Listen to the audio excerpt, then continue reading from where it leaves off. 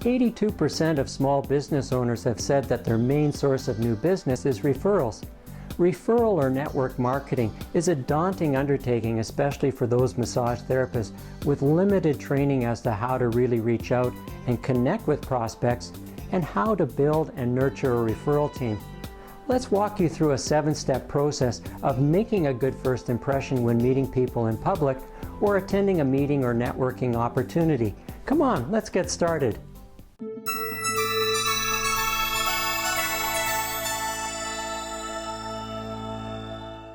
Do you know that it takes less than 10 seconds to make a first impression? During these few seconds, a person you meet for the first time forms an opinion as to your economic status, background, credibility, and confidence. Here's a 7-step approach to getting more referrals, starting with step number 1, dressing for success. Interestingly, the more you spend time on working on your image, the less time you'll need convincing others that you can be trusted. Appearance matters a lot. Your wardrobe and outward appearance should be a part of your strategic networking plan. It's important to be familiar with current trends in clothing, hairstyles, accessories, and eyeglasses. If your appearance and attitudes reflect another era, others may unfairly question your awareness of current affairs in the healthcare arena.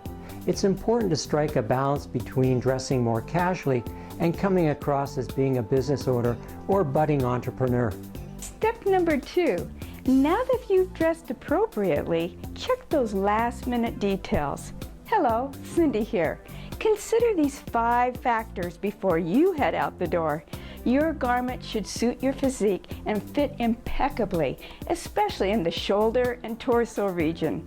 Shoes should be polished with no rundown heels. Strive to buy quality accessories such as leather handbags, briefcases, or planners, which look better and last longer than vinyl. Do you have a good quality pen? If not, look the part of a professional and invest in more than a Bic. And keep in mind that a worn belt detracts from a pair of slacks or new suit. Step number 3 is to make your entrance with confidence if you're at an event or meeting. These first impression tips should help you make a favorable impression in any crowd. Pause before entering. Do a last-minute check of your appearance. Straighten your clothing using the reflection in a window or mirror, and discreetly check your hair, as well as take one last look at your shoes. The speed and confidence of your gait should display awareness and self-control. Walk with deliberation a few steps into the room and stand quietly balanced on both feet while you examine the people around you. Approach either a person standing on his or her own or a group of more than 2. This makes it easier to immediately connect with someone rather than potentially interrupt the conversation and create an awkward moment in first impression. Smile and introduce yourself. Offer your hand in greeting. Shake the other's hand firmly 2 or 3 times, then release. People like to associate with those who appear successful. Don't overlook the importance of your outward appearance and behavior to avoid unfair visual judgments when others meet you for the first time. Step number 4 is to break the ice. Your initial focus when meeting someone new should be on getting to know the individual by learning more about his or her career and passions. The key is to adhere to these 3 behavioral traits. Listen intently, show interest, ask open-ended questions that draw out more information. When you discover common ground in your conversation, it makes it easier to talk. You both have something in common to share and recount experiences. Your confidence and trust in the other person grows. Here are 5 icebreaker questions that continue the conversation and won't come across as being too nosy or intrusive. These questions are meant to feel good and establish an initial positive rapport. What do you do for a living? How did you get started in the widget or whatever business? What do you enjoy most about your profession? What separates you and your company from the competition? And what advice would you give someone just starting out in the widget business? Step number 5 is to connect and drill down. Once you've established an initial rapport with your new prospect, look at segueing into the following 2 questions at some point in the conversation. The first is a powerful one that should be asked smoothly and sincerely after you've established a rapport. How can I know if someone I'm talking to is a good prospect for you? The second question allows you to drill down to see if you can help them with health issues. It typically leads to follow-up questions that'll delve deeper into how you could benefit the individual with your unique approach to health and wellness. What are your two biggest, and then name a problem, challenges for your family, or health concerns? Step number 6 is to ask questions for clarification.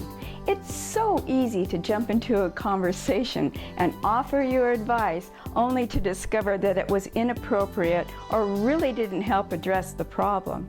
Avoid this common mistake in turning others off by seeking to clarify and understand first before suggesting a course of action. Try saying, "So if I understand correctly, you're looking for yada yada yada. Is that correct? Or do I have an accurate picture? Or have I missed anything?" When you genuinely seek to find out how you could help someone, they'll often open up to you. Step number 7 is to ask for the referral. The following question has been tried and proven successful in getting referrals. Start by using this one phrase and get comfortable with it before you try others. Simply say, "Who do you know who?" You could set this question up beforehand by saying, "I'm expanding my massage practice and I would love your help." Ask your question, "Who do you know who?" and tag on one of the following: has been complaining about back pain, who's recently moved into the area and would love a massage, would love to reduce their stress level immediately, has muscular aches and pains at the office, recently had an accident. These types of questions make the person you're speaking to consider themselves without asking them directly if they need your services. If they don't, then it helps them think about people they know who might actually qualify. The key is to try to be very specific. There you have it, a 7-step approach to connecting with more prospects and referral partners. Should you like to learn more about how to market massage for your massage practice, then visit us at Massage Biz Help. Just click on the link in the description box below. Go ahead, check out how we could help you with your massage marketing. Remember, to touch your market, you need to truly touch their lives.